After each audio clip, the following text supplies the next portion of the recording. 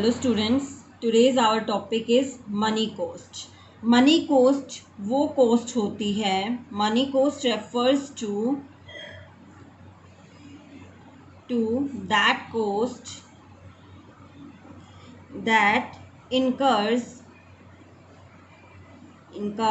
on the production of एक commodity. मतलब जितनी भी कॉस्ट आई है वो क्या कहलाती है, आपकी मनी कॉस्ट कहलाती है। मान लो आपने कितनी भी यूनिट्स, मान लो 1000 यूनिट्स आपने प्रोड्यूस करी हैं तो उसकी कॉस्ट आई है ₹50,000। तो 50,000 क्या है, आपकी मनी कॉस्ट कहलाएगी। ठीक है, जितनी भी प्रोडक्शन करने पे आपका टोटल खर्चा आएगा, कितना भी आपका एक्सपेंडिचर हो रहा है, that is known as money cost. Money cost is also known as short run cost. इनको शॉर्ट रन कॉस्ट भी कहते हैं। मनी कॉस्ट को हम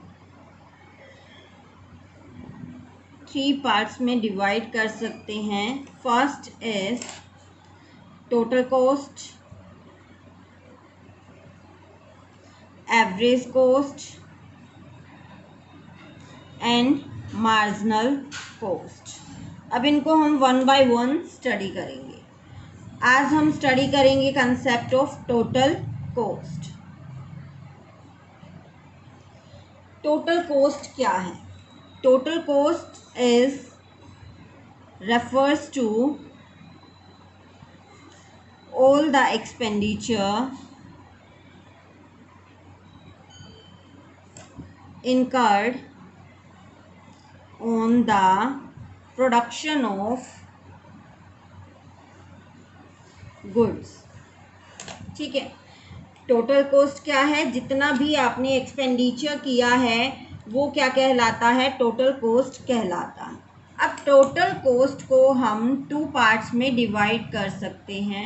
टोटल कॉस्ट होती है total variable cost and plus total fixed cost. अब एक हम एग्जांपल लेते हैं।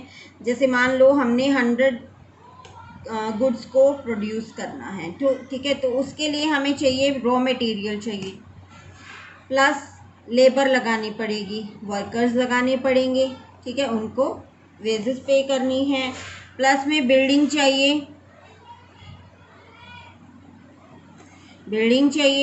प्लस मशीनरी चाहिए उसको प्रोड्यूस करने के लिए। ठीक है, तो अगर मैं कहूँ कि जो रॉ मटेरियल प्लस में लेबर, लास्ट वीडियो में हमने किया था कि हमारी जो वेरिएबल कॉस्ट होती है वो हम डायरेक्टली लेवी कर सकते हैं किसी भी यूनिट पर कि इसकी प्रोडक्शन पर इतना खर्चा आया है। ठीक है, और ये क्या है? डायरेक्टली जो होती है, देखो TVC, total variable cost. Total variable cost होती है that cost that vary directly with the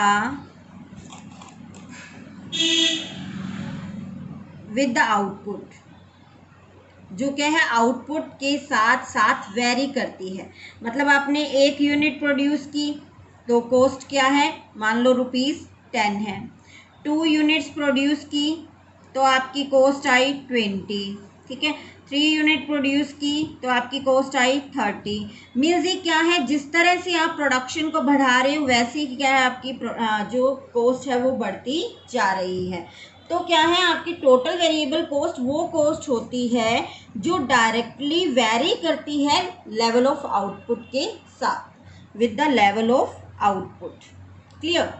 अब लेवल ऑफ आउटपुट के अकॉर्डिंग कौन कौन सी वेरी करेगी? इनमें से देखो, रॉ मटेरियल, भाई जितनी गुड्स हम प्रोड्यूस करेंगे उतना ही रॉ मटेरियल हमें लगाना पड़ेगा। ठीक है, प्लस में लेबर मतलब वर्कर्स को जो पे करना है, मतलब वर्कर को उतने ही वर्कर लगानी पड़ेंगी और उतना ही टाइम उनसे काम करवाना पड़ेगा जितनी यूनिट्स हमने प्रोड्यूस करनी है। ठीक है, तो ये क्या हो गई हमारी टोटल वेरिएबल कॉस्ट हो गई। अब ये दोनों क्या है, ये दोनों हैं टोटल फिक्स्ड कॉस्ट। अब टोटल फिक्स्ड कॉस्ट क्या होती हैं? Those costs that do not vary, vary means change with the level of output, जो लेवल ऑफ आउटपुट के साथ साथ वेरी नहीं करती। ठीक है, चाहे 1 यूनिट प्रोड्यूस करो तो भी कॉस्ट कितनी है, 100 है। चाहे 2 यूनिट प्रोड्यूस करो तो भी कॉस्ट कितनी है, 100। 3 यूनिट प्रोड्यूस करोगे तो भी कॉस्ट कितनी है, 100। 4 तो भी 100। मतलब ये क्या है, कांस्टेंट है। लेवल ऑफ आउटपुट क्या है आपका, इंक्रीज होता जा रहा है, तो भी हर लेवल पे कॉस्ट क्या है, सेम है। ये प्रोडक्शन के साथ साथ वेरी नहीं करेगी।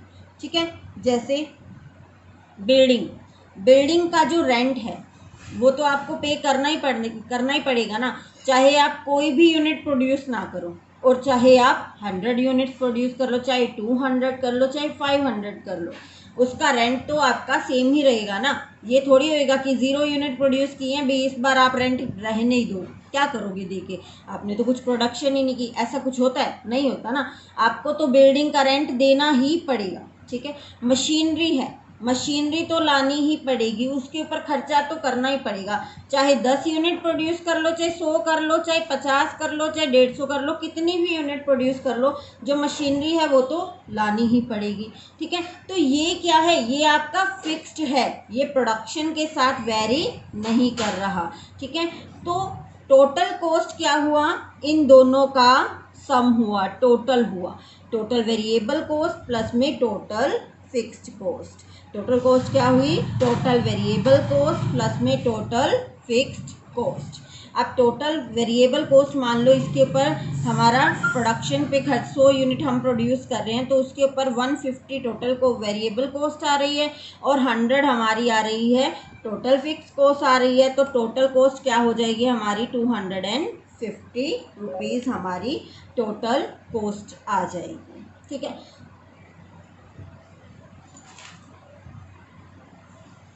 अब हम करेंगे इनका रिलेशनशिप क्या है, मतलब जो total cost, total variable cost and total fixed cost का रिलेशनशिप क्या है। अब हम ये करेंगे कि इनका रिलेशनशिप क्या है। देखो, इसको हम एक पहले शेड्यूल बनाएंगे, शेड्यूल के अकॉर्डिंग हम इसको पढ़ेंगे। मान लो आप आउटपुट ले रहे हो, मतलब यूनिट्स जितनी प्रोड्यूस कर रहे हो 1 2 3 4 5। ठीक है, देन आपकी टोटल जो फिक्स्ड कॉस्ट रहेगी वो क्या है, हर लेवल पे आपकी सेम रहने वाली है। अभी हमने किया कि जो प्रोडक्शन के साथ वेरी नहीं करती वो क्या होती है, टोटल फिक्स्ड कॉस्ट होती है। तो इसमें आप कुछ भी ले सकते हो, सेम ले लो, बस कितनी लोगे, 10 ले लो।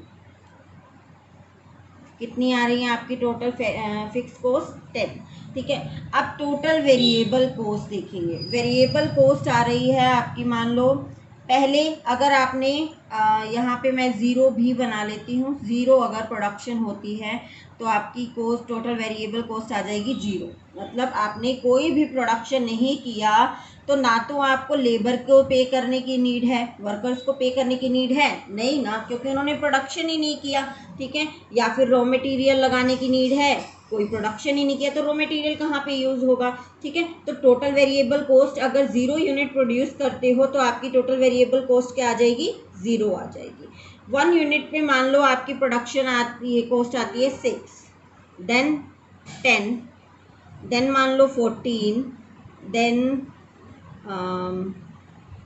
आ गई 25, देन 15, 24 एंड 35।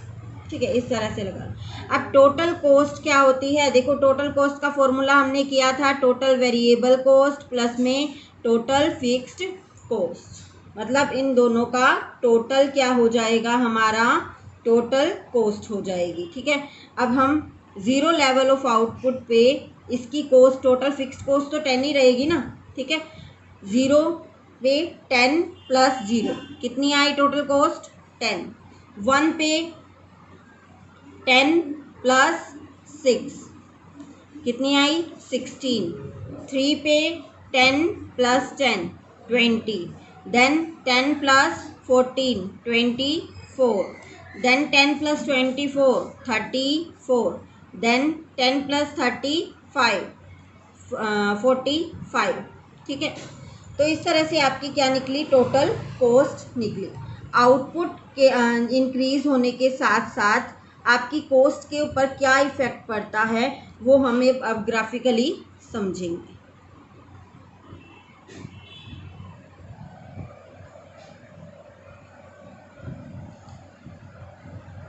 यहाँ पे हम शो करेंगे आउटपुट, यहाँ पे हम शो करेंगे TC, total variable cost and total fixed cost, तीनों हम शो करेंगे। ठीक है, अब टोटल फिक्स्ड कॉस्ट सबसे पहले हम बनाते हैं। देखो टोटल फिक्स्ड कॉस्ट सेम रहती है, हर लेवल पे क्या है, सेम है। तो मैं इसको इस तरह से बनाऊंगी हॉरिजेंटल। ठीक है, क्योंकि ये क्या है, कांस्टेंट है, चेंज नहीं होगी। तो टीएफसी हमारी क्या बनेगी, हॉरिजॉन्टल बनेगी और पैरेलल टू ओएक्स एक्सिस बनेगी। क्लियर, ये चेंज नहीं होगी। अब टीवीसी देखोगे, टीवीसी क्या है, अगर हम ज़ीरो लेवल का ज़ीरो आउटपुट प्रोड्यूस करते हैं तो हमारी टीवीसी क्या है, ज़ीरो है, क्योंकि तो इसलिए हमारी टीवीसी क्या हो जाएगी, ज़ीरो से स्टार्ट हो जाएगी हमारी टीवीसी।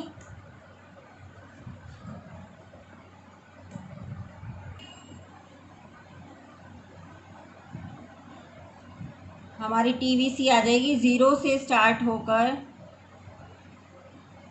इस तरह से बनानी है, इन्वर्स एस शेप्ड। ठीक है, किस तरह से बनाओगे, इन्वर्स एस। ठीक है, ये हो गई हमारी TVC, total variable cost, zero से स्टार्ट होगी ये। अब टोटल कॉस्ट जो है वो यहाँ से शुरू होगी, क्योंकि टोटल कॉस्ट में दोनों आ जाएंगी, टीवीसी और टीएफसी भी, वो भी हम समझेंगे किस तरह से आएंगी। अब जो टोटल कॉस्ट है वो भी बना देते हैं हम।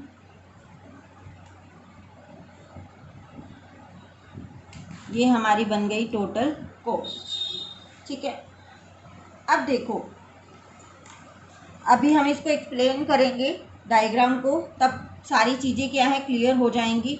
देखो फर्स्टली हमें किस तरह से एक्सप्लेन करना होता है, पहले इनका बताओगे कि ये क्या क्या कर्व शो करती हैं। TC stands for total cost, TVC stands for total variable cost and TFC stands for total fixed cost। ठीक है, पहले हमें ये बताना होगा कि किस किस चीज़ को हम किस चीज़ से डिनोट कर रहे हैं। सेकेंड हम लिखेंगे TFC के बारे में। देखो TFC remains constant with the level of production, it is horizontal and parallel to x axis। क्या है, पैरेलल है x axis के। ठीक है, then third is TVC।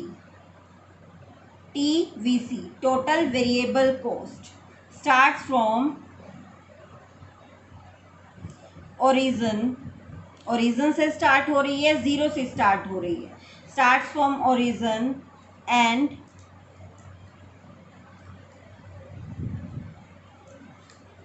it is inverse shaped, S ये वाला लिखोगे, एस शेप होती है ये, ठीक है, इनवर्स एस शेप होती है ये, ठीक है। And TVC increases as the level of output increases, ठीक है। नेक्स्ट हम लिखेंगे, next point is fourth point, third point हमारे कंप्लीट हो चुके थे, अब लिखेंगे हम टीसी के बारे में।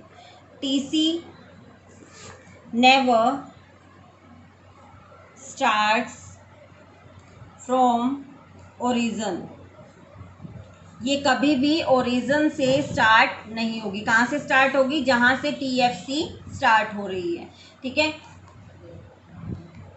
बिकॉज, क्यों स्टार्ट हो गई ये? Because it includes TVC and TFC, TFC भी इंक्लूड करती है। देखो इस पॉइंट को अगर हम एक्सप्लेन करें न्यूमेरिकली तो हम कहते हैं कि टीसी इक्वल होती है टीवीसी प्लस में टीएफसी, ठीक है। अब टीएफसी क्या है? कांस्टेंट है, ठीक है। अब इसमें 10 अगर हम टीएफसी लेते हैं और वेरिएबल कॉस्ट अगर हम लेते हैं मान लो 6, ठीक है, तो टीसी क्या है हमारी? ज़ीरो लेवल पे भी ज़ीरो लेवल पे या 1 यूनिट पे कितनी आ रही है? 16 पे। अगर ज़ीरो लेवल पे लेते हैं तो हमारी कितनी आ रही है? वेरिएबल कॉस्ट 0 होगी और फिक्स्ड कॉस्ट हमारी क्या होगी? 10 होगी। अभी हमने शेड्यूल में देखो हमारी वेरिएबल कॉस्ट 0 थी और टोटल कॉस्ट जो वेरिएबल कॉस्ट थी वो थी 0 और फिक्स्ड कॉस्ट फिर भी हमारी कितनी थी? 10 थी। कितने पे? जब हम 0 यूनिट्स प्रोड्यूस कर रहे थे तो भी हमारी टोटल कॉस्ट क्या आ रही है? अभी 10 आ रही है, ठीक है। तो मतलब अगर 0 लेवल ऑफ आउटपुट होता है तो भी आपकी टोटल कॉस्ट कितनी आ रही है? 10 आ रही है। तो टोटल कॉस्ट कभी भी ओरिजिन से या 0 से स्टार्ट नहीं होगी क्योंकि इसमें टीएफसी इंक्लूड होता है, ठीक है। Fifth point is TC and TVC. TC and TVC क्या रहेंगे? ऑलवेज पैरेलल होते हैं, ठीक है, पैरेलल होते हैं। और and difference between them will remain constant. अब देखो कांस्टेंट रहेगा, देखो एक तो पैरेलल रहते हैं और इसमें क्या है? टीएफसी क्या रहती है? इंक्लूड रहती है, इसीलिए इनका डिफरेंस जो कहता है सेम रहता है। देखो यहाँ पे भी टीएफसी सेम है, यहाँ पे भी टीएफसी सेम है, यहाँ पे भी, यहाँ पे भी, यहाँ पे भी, ठीक है। टीएफसी क्या है? हर जगह पे 10 10 10 10 10, हर जगह पे क्या है हमारी? टीएफसी 10 है। तभी टीसी और टीवीसी क्या रहते हैं? पैरेलल रहते हैं और इन दोनों का जो डिफरेंस रहता है वो क्या रहता है? कांस्टेंट रहता है। और डिफरेंस होता क्या है? टीएफसी का, ठीक है। डिफरेंस क्या होता है? टीएफसी का, ठीक है। तो इस तरह से ये दोनों कांस्टेंट भी रहेंगे, पैरेलल भी रहेंगे और इनका डिफरेंस जो होता है वो कांस्टेंट रहेगा। अब जो होता है, जो टीसी हमारी होती है वो क्या होती है? इनवर्स एस शेप्ड होती है। TC is inverse S shaped. Inverse S shaped क्यों होती है? Due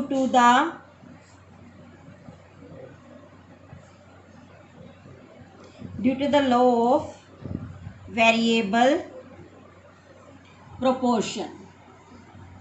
अब वेरिएबल प्रोपोर्शन के अकॉर्डिंग ये हमारी एस शेप्ड क्यों होती है? देखो लॉ ऑफ वेरिएबल प्रोपोर्शन में हमने प्रोडक्शन वाले चैप्टर में हमने रीड किया था कि जो प्रोडक्शन होता है पहले क्या होता है? पहले इंक्रीज होता है, इंक्रीजिंग रेट से इंक्रीज होता है, ठीक है, होता है ना।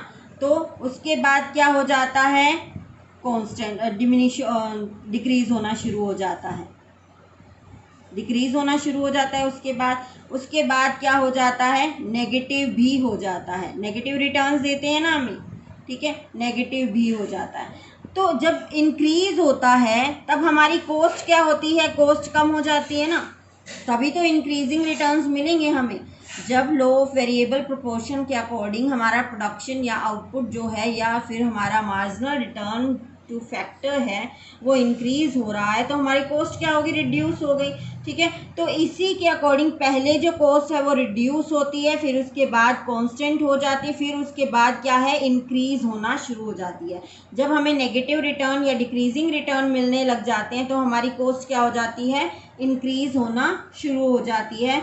इसीलिए हमारी जो कॉस्ट होती है वो क्या है, पहले हमारी क्या है, बढ़ती है धीरे धीरे, फिर थोड़ी और तेज़ी से बढ़ती है और हमारी पूरी इस तरह से इन्वर्स एस शेप्ड चली जाती है। ठीक है, और हमारा जो प्रोडक्शन फंक्शन होता था वो किस तरह से जाता था, पहले इंक्रीजिंग रेट से बढ़ता था, फिर कांस्टेंट हो जाता था, फिर डिक्रीज हो जाता था। अब जब हमारा प्रोडक्शन बढ़ा तो हमारी कॉस्ट क्या थी, कम थी। ठीक है, फिर उसके बाद जो है जब प्रोडक्शन नेगेटिव हो गया तो हमारी कॉस्ट क्या है, अपर लेवल पे पहुंच जाती है। कॉस्ट ज़्यादा तो प्रोडक्शन कम, प्रोडक्शन ज़्यादा तो कॉस्ट कम। ठीक है, तो इस तरह से लो ऑफ वेरिएबल प्रोपोर्शन के अकॉर्डिंग क्या है, हमारा क्या है, जो टीसी कर्व होती है वो हमारी इनवर्स एस शेप्ड होती है।